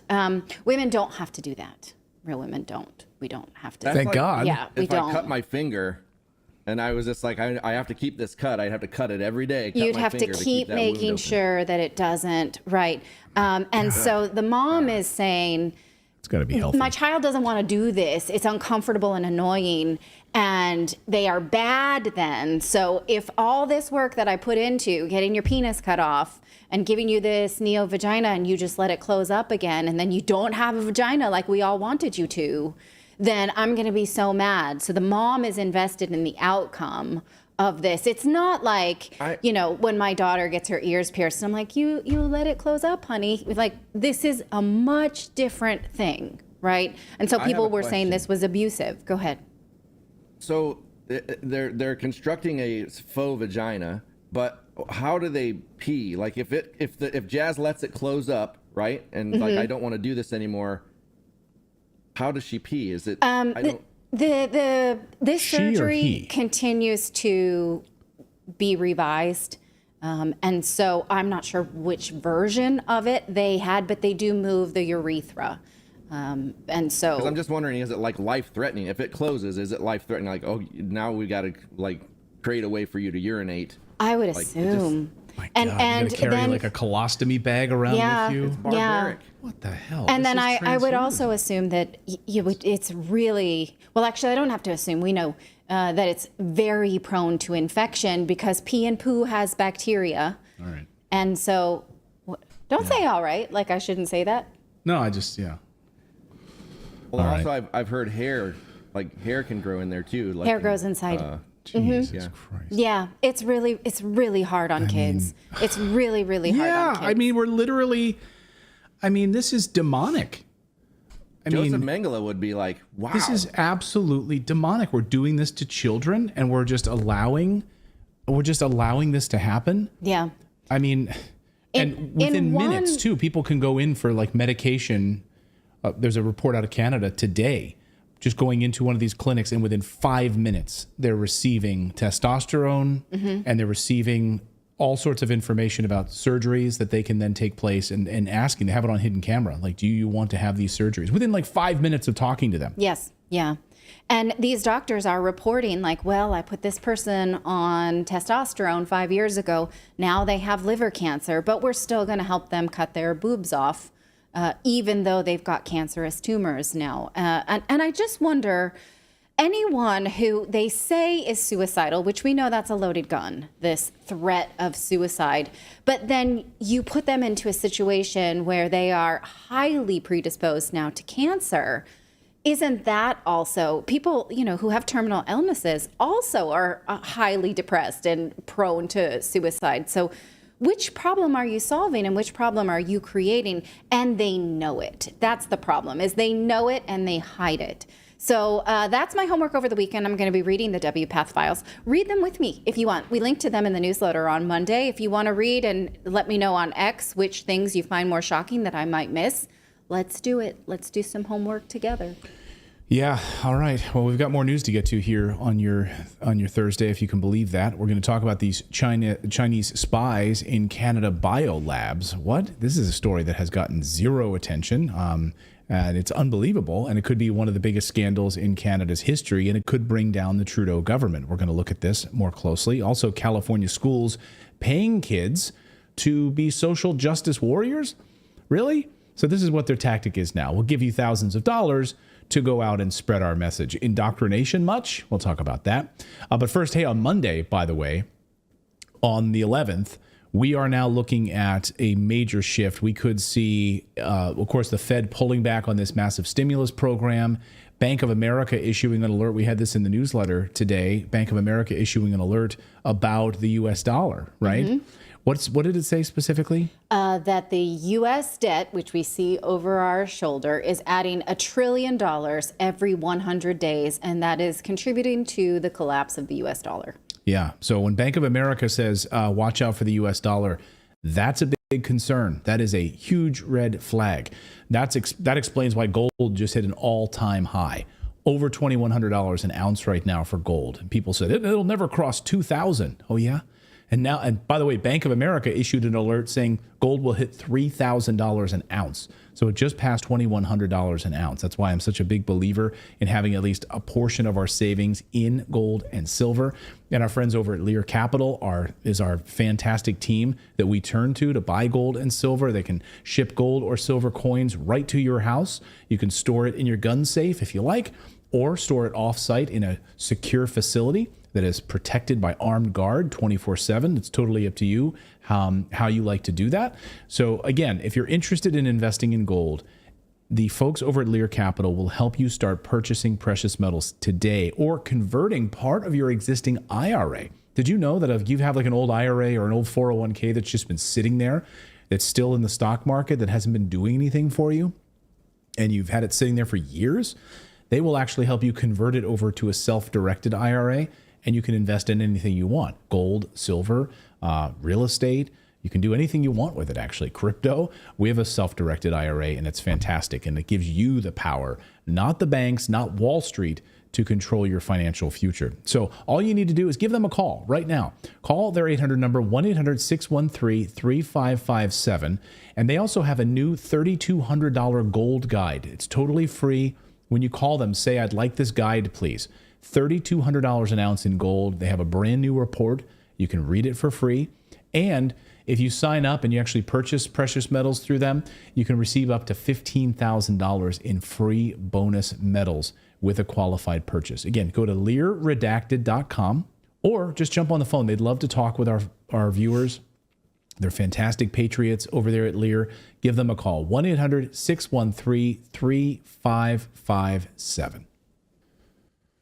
Why are Chinese spies secretly working inside of Canada's biolabs?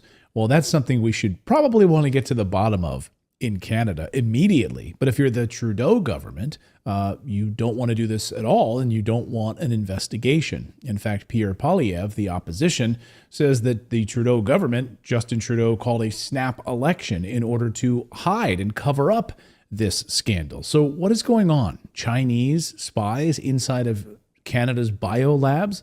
Let's ask David Creighton, who's been writing about this at the Post Millennial, and he joins us today from Ottawa, wearing a very handsome redacted hoodie, by the way. Thank you so much for that, David. Good to see you. So what is going on here? China spies inside of Canada's biolabs? Is this just an isolated event? Well, it's quite a story, Clayton, and I'll try to unpack as much of this as I can in an understandable manner. Because usually when you face a story like this, it's the details that bog people down. But what I believe is going on here is Trudeau's Watergate. Because the deeper people dig into this, the more ramifications and consequences it has on Trudeau's corrupt government. But just to get into what happened here, approximately between 2018 and 2021, at the Winnipeg Microbiology Lab, the National Microbiology Lab, where Canada is conducting its biological research. Most people weren't even aware this lab existed, but this is basically on par with the Wuhan Virology Institute in China. And so there's some heavy duty secret research going on here. And this lab employed two scientists from China who apparently, got this job through a Chinese program that exists to hire people in foreign countries. And it's called the China's 1,000 Talents Program, which once again, I had never heard of this. So these two doctors, Xing Guo Chu and her husband, Kedling Cheng, and I wanted to get these names right, were hired to work in the lab. And then what the Canadian Intelligence Service discovered was that Dr. Chu was sending back intelligence information and pathogens to China, which were being used by the People's Liberation Army, amongst others. Now, this went on for years. For years. The two were finally fired and sent back to China in 2021. Immediately thereafter, all evidence of this, all documentation was suppressed by the Trudeau government, and Trudeau called a snap election in 2021. Very, very suspicious. Now, I'll go on in a minute about why that's very suspicious.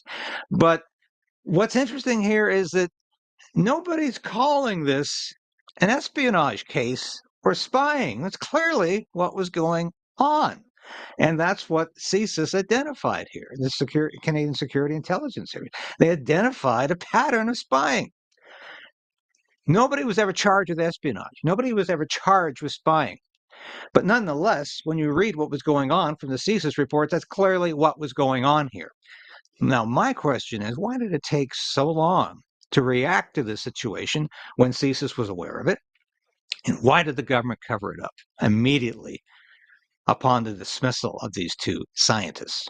So when you talk about Watergate, you talk about where this rises, who knew what when, right? That's, of course, the big questions that emerge. And how high did it go? Did the Trudeau government, did Justin Trudeau himself become aware of this and then make steps, moves to try to cover it up? I guess that's the devil's in the details here.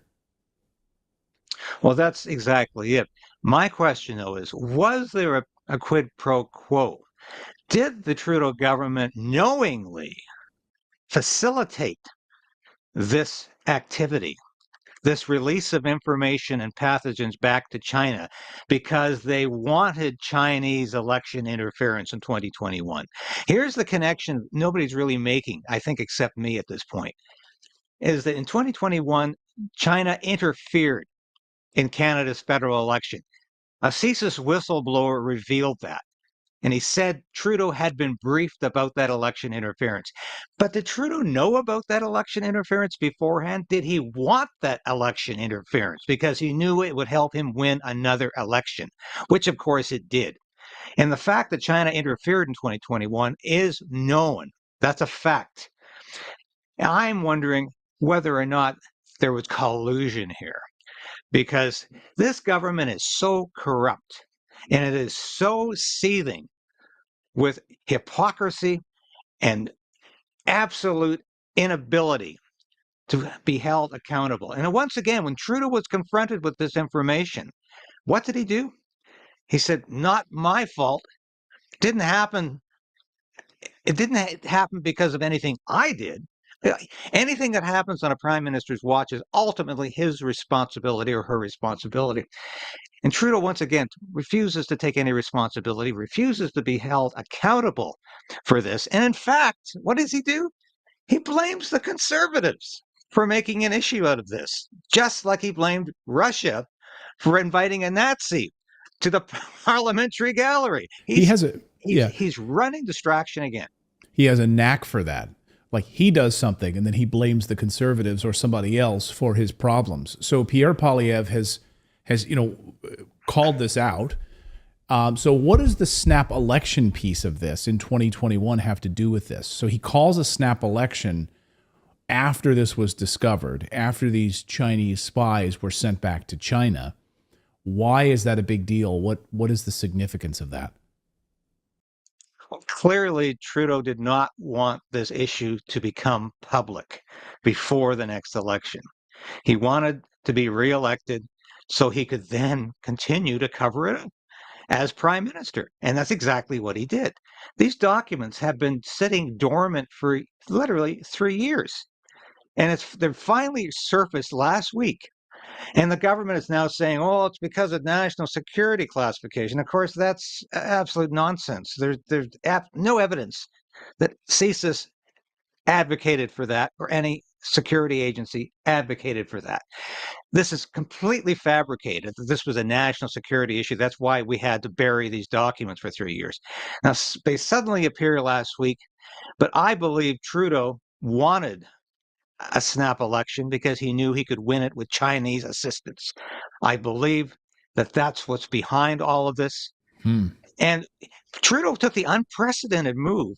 This is what really has shaken me, of suing the Speaker of the House to not release these documents. You might recall Anthony Rota was the guy who fell on his sword over the invitation of a former Nazi Waffen SS soldier coming to hear Zelensky speak in the House of Commons. He got a seat in the parliamentary gallery and got 2 standing ovations.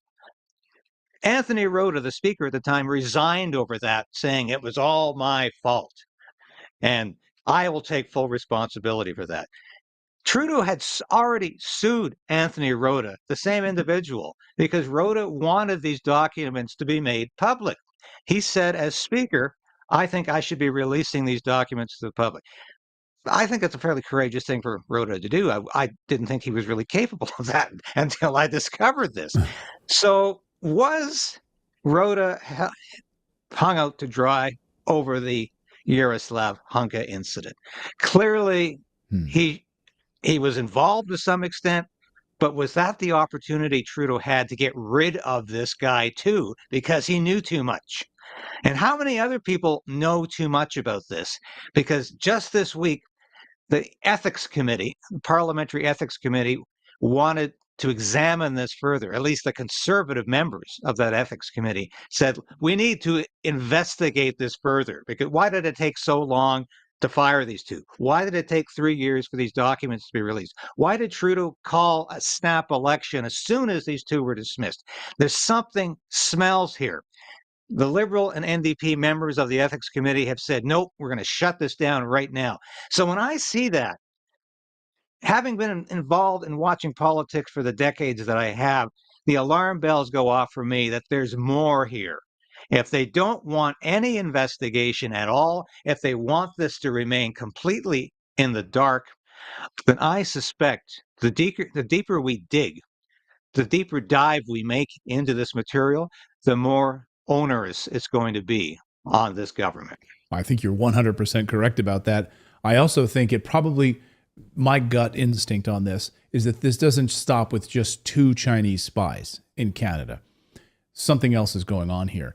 Just like we saw this illicit Chinese biolab in California that was discovered recently. How many other labs are in Canada that have some sort of either Chinese funding, Chinese backing, Chinese individuals working there, Chinese scientists working there in Canada? I find it very hard to believe that this just stops with those 2 individuals. Do you? I would find that very hard to believe as well. But what also strikes me is, why does Trudeau keep coming up with China? Every time China is involved in something Canadian, Trudeau is involved. You have to remember Trudeau infamously remarked that his favorite country in the world was China. He called it the basic dictatorship. We have repeated that many times. I think he was serious about that. And there's another incident that is so striking in its symbolic meaning.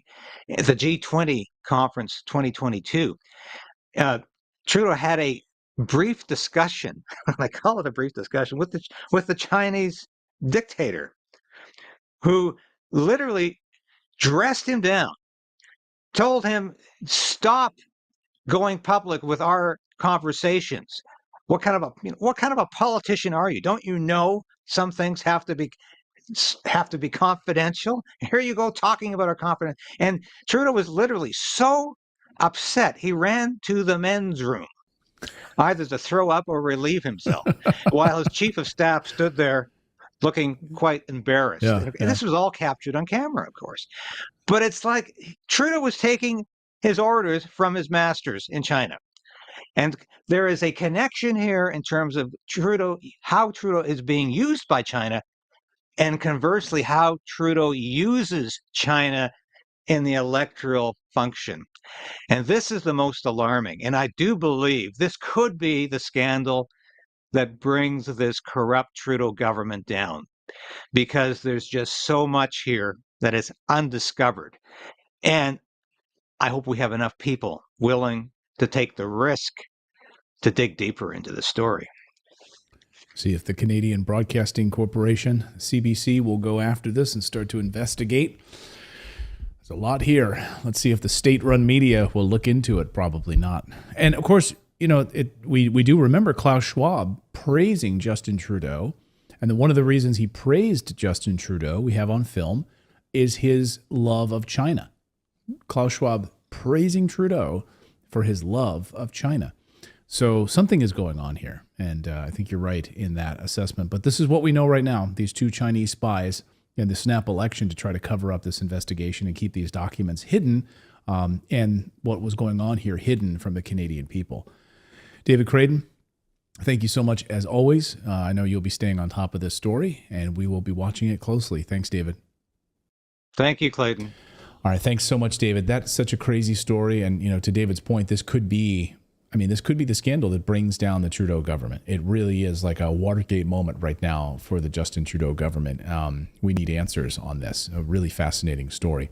This is a story we're going to continue to follow, and we will cover it in our free newsletter. We've got a fantastic free newsletter. I'd love for all of you to subscribe to the newsletter. Just go to redacted.inc. It's the world's best newsletter. Someone wrote me this morning and said, thank you guys for this newsletter. I love waking up with it, drinking my morning coffee, and reading the newsletter. It's my favorite way to start the day, and I was just so thankful for that. And you can become a part of our newsletter too by going to redacted.inc, put in your email address, and then you'll receive a welcome email from me, Clayton, at redacted.inc.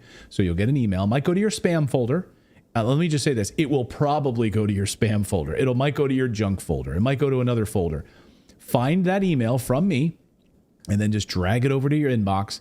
And then Monday morning, we publish the newsletter Monday through Thursday. So Monday morning in your inbox, you should receive the newsletter. You just have to confirm it, though. That's the important thing. So that's why I'm asking you to, when you get that initial welcome email, make sure you click confirm inside the email so that you can bypass spam filters and we know that you actually want the newsletter. Anyway, go to redacted.inc to sign up for our free newsletter. And we cover like 4 or 5 of the big stories of the day.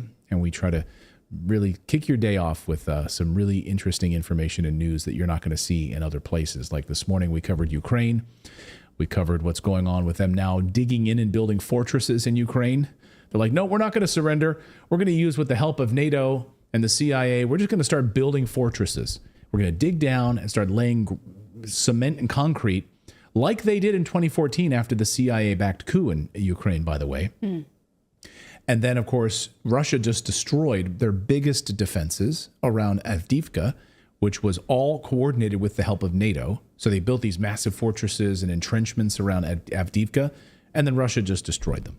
So this is your tax dollars going to work to build new fortresses inside of Ukraine. We covered that in the newsletter today. All right, well, we have one more story to get to, so let's do it.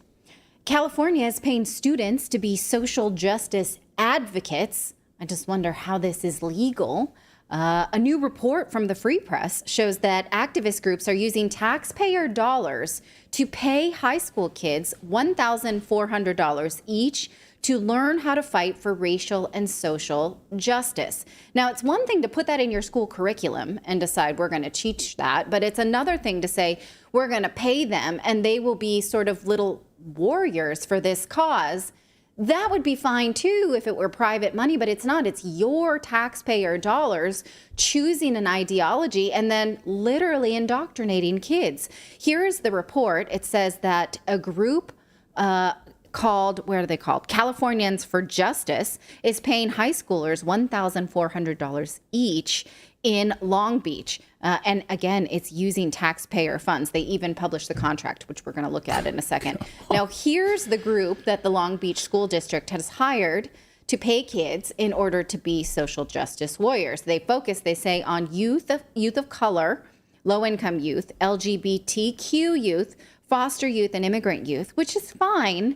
But again, why do they have to pay students to learn about these causes? Shouldn't students have a free will choice to either participate or not? Here is the contract published by the Free Press. It shows that this organization is getting $860,200 for the whole academic year that we're in right now. That is on top of what students make. So the organization, this advocacy group, is making almost $1 million. And then that is on top of the at least 78 students who have been paid $1,400, which added up to around $100,000 for participating. Also, parents can get paid this amount too to support their kids to do these activities. And in fact, in one of their, go ahead. Well, I was going to say, you know how many months of a paper route I had to do to get that kind of money? $1,400. Right. If only you knew that all you had to do was go out and talk about illegal immigrants and how it's great for your society and it's great for your neighborhood. Like, I know there's probably a lot of negativity around illegal immigration lately, but me at this, high school, I want to tell you about the benefits of all these illegal immigrants in your community. Like, you could have made $1,400. Right. Well, in fact, look at this young man who says that he's happy to be at this sort of rally for diversity because you get paid good. Watch. Oh my God. It's so fun. You get paid good. You have a fun time, events, all of that. And it's just such a nice community. Everybody's just like together and bring the school together.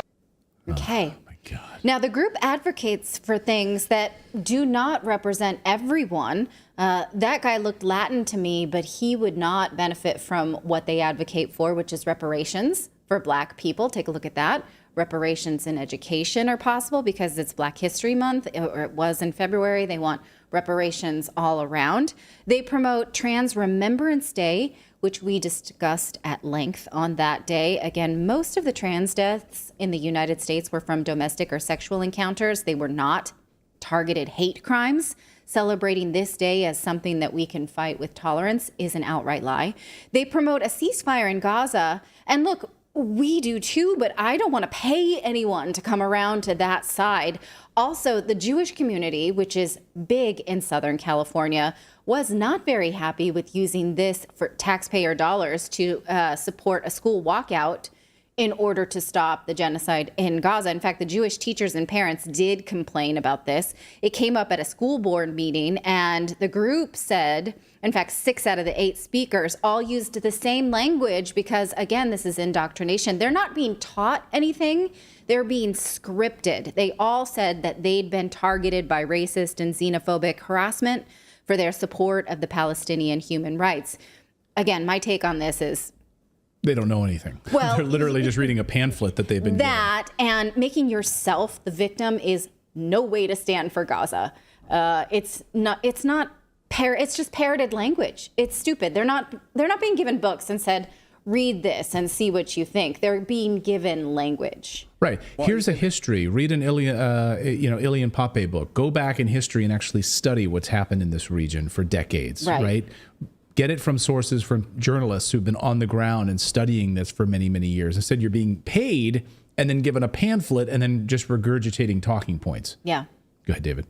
When I was going to say, just what that kid tells you everything right there. He's like, oh, it's fun. We get paid. There's nice people. He didn't say one thing about the whole entire cause that he's there for in the first place. You get paid well. There's good food. Just a lot of people. I'm having fun. I got some money. What are we here for? Yeah. I don't know.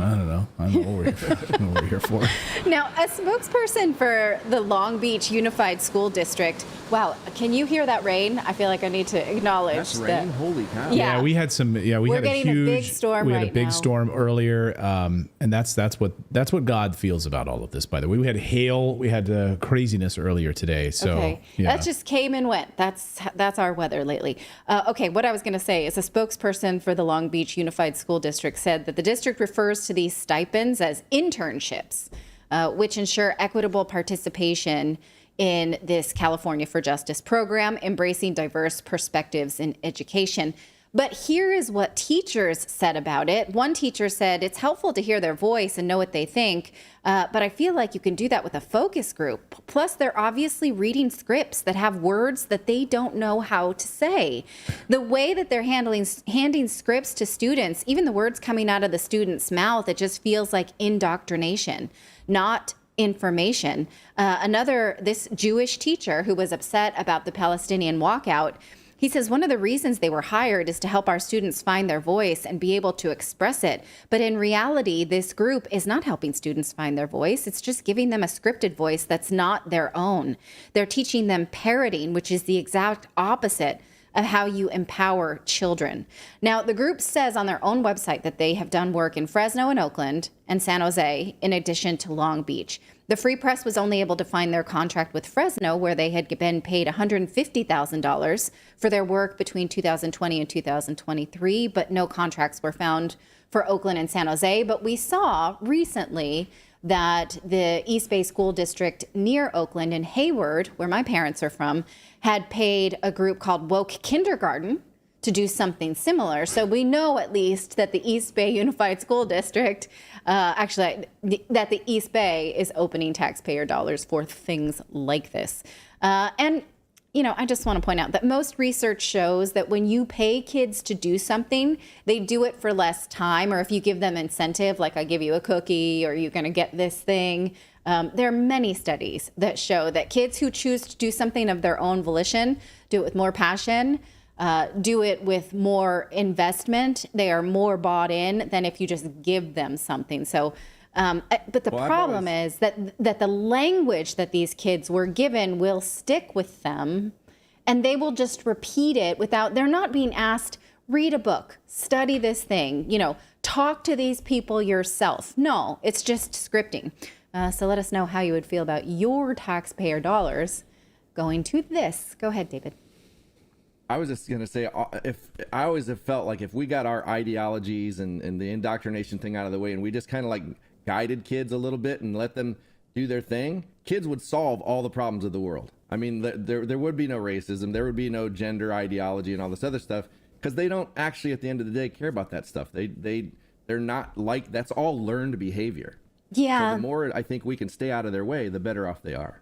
Right. And we had parent-teacher conferences this week, and I was talking to my son's middle school history teacher, and I said, the problem with the way that he's learning right now is you're not using a textbook, so you choose the sources, and it's this article or this PDF, and it's very disparate. And so he's not being taught to sit and read long-form content in order to synthesize his thoughts. So it's what you think that's going into his brain and you're testing him on. And then, for instance, if he does a project and I'm like, well, for instance, he did a project about border walls, and I presented him with things that she had not, and she was shocked that he was not indoctrinated in the way that she wanted him to be. And I was confused by the fact that, anyway, this is my problem, is that I don't think kids are being taught to consume long-form content in order to come up with their own opinions. Yeah, they're not. I mean, imagine if they were forced to read a few books on the subject. Right. I mean, obviously it's a lot to ask for high school kids where they've got, 7 or 8 subjects. And she literally said, well, books have, one way or another of thinking. And I'm like, yes, but so are the topics that you're choosing. So are the sources of information you're getting from this one magazine article. Like if you're presenting a magazine article or an article from the BBC, where do you think that's coming from? Right. It's state-sponsored media. And it is, then it's incumbent on him to read other long-form content that he doesn't agree with. That's sort of part of my job. So I do it. I expect everyone to be able to do it if they're involved in research, not for your whole life, but if you're going to be doing research, right? And so I wonder, that's the problem with kids these days. I wonder if after you guys walk away from the PTA meeting, it's like Happy Gilmore, where I hate those guys. Yes, I hate it is like that. Yeah. They do hate us. Like, God, man. Yeah. Can you just get in line with us? There's those redacted people walking in here again. Yeah. I mean, for one of my teachers, my son's teacher, who literally told him that one political party was bad, and I was like, that's not your job. And then that walls don't work, and Clayton's like, oh, how come the Palestinians can't get out then? That's interesting. That right. Walls don't work. Really? Yeah. Have you been to Rafah? Have you been to the border crossing where no one crosses? The walls don't work, right? Have you seen the Great Wall of China, by the way? Anyway, that's neither here nor there. That's how we feel about things. That's why you've got to be on top of your children's learning. Make sure they're reading great books. Grab like J.J. Carroll's book, Uninvaded. Have your children read about the border invasion. Well, we're going to read that one first before we pass that down, darling. Well, yes, read the book first before you hand it over to your children to read. Yeah. Yes, that goes without saying. All right. So thank you guys so much for joining us. We do have a Plus Club, our Redacted Plus group. We'd love for you to join and sign up in our community. Can you tell us also on the book club piece, because that's a big piece of this. So if you go to redacted.inc, And one of the things you'll find there, because we had an email from one of our Plus Club members, they signed up last night and they said, hey, wanted to know when the next like book club stuff is happening. That's all at our Redacted Plus community. Just for the price of a cup of coffee once a month, you get exclusive content, you get our book club, you get live streams, and you get interviews that will air there before you will get to see them on the show or other spots. And sometimes they will never see the light of day anywhere else but inside the Redacted Plus Club. Again, for the price of a cup of coffee once a month, you can support what we do. Go to redacted.inc and click on that. Are you asking me a question? I was asking about the book club. Is it my turn to talk now? Yes, I was asking. I need to explain what it is first. Before you hand it to your children to read, you want to read it first. So I wanted to explain what the Plus Club is before handing it over to my children and to my wife. I actually don't know the schedule of our books. I've read I read a lot. And so Philip and David, do we need more now? I can film them. Yeah, we could use more. Okay, I will film more because if we're out, then I read. All right. Yeah. Good. Okay. We'll do that. Good. Giddy up on that. All right. Sweet. And we will have some other great stuff that David and I were talking about over this week for the Redacted Plus Club. So again, thanks for your support. We are not funded by billionaires or George Soros or anybody like that. So we are supported by you, and we thank you for your support. Thank you guys for a great week. We'll be back here on Monday. We've got some great content and interviews lined up for next week for you here on Redacted. Have a great weekend, everyone. Be safe, be kind to each other, and read a book. We'll see you next week, everyone.